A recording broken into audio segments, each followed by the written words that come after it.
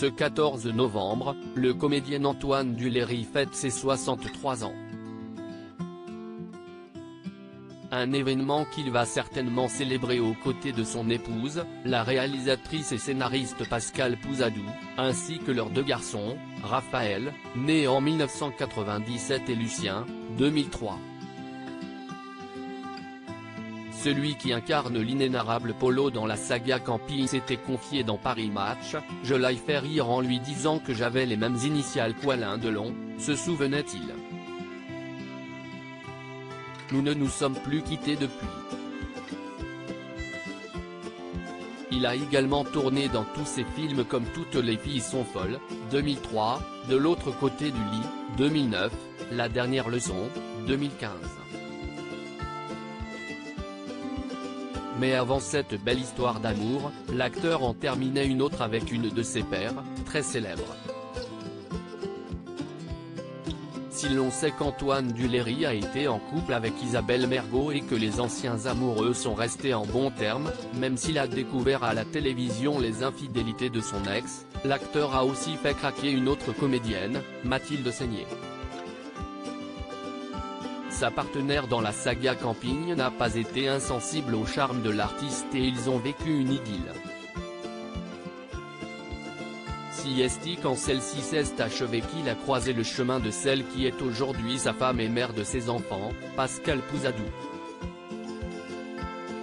Mathilde Seigner a elle aussi poursuivi son chemin et elle a accueilli avec Mathieu Petit, caméraman, la naissance de Louis en 2007.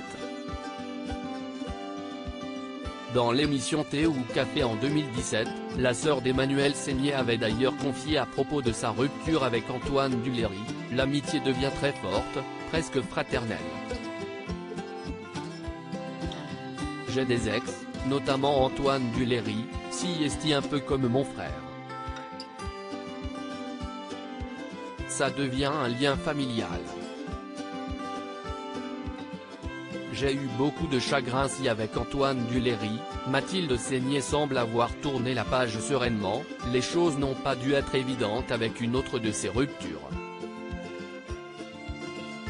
En effet, la comédienne nommée pour 3 Césars a été en couple avec l'humoriste Laurent Gérard de 1998 à 2001.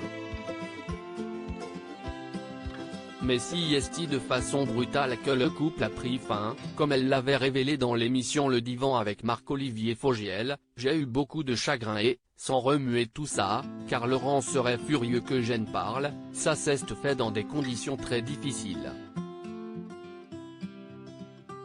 J'avais appris par les journaux qu'il était Linda Lemay.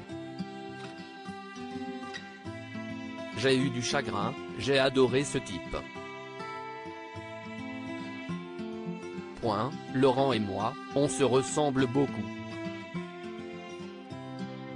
On pourrait être frères et sœurs et le problème était là. Je ne lui en veux pas mais les circonstances de la séparation étaient très violentes.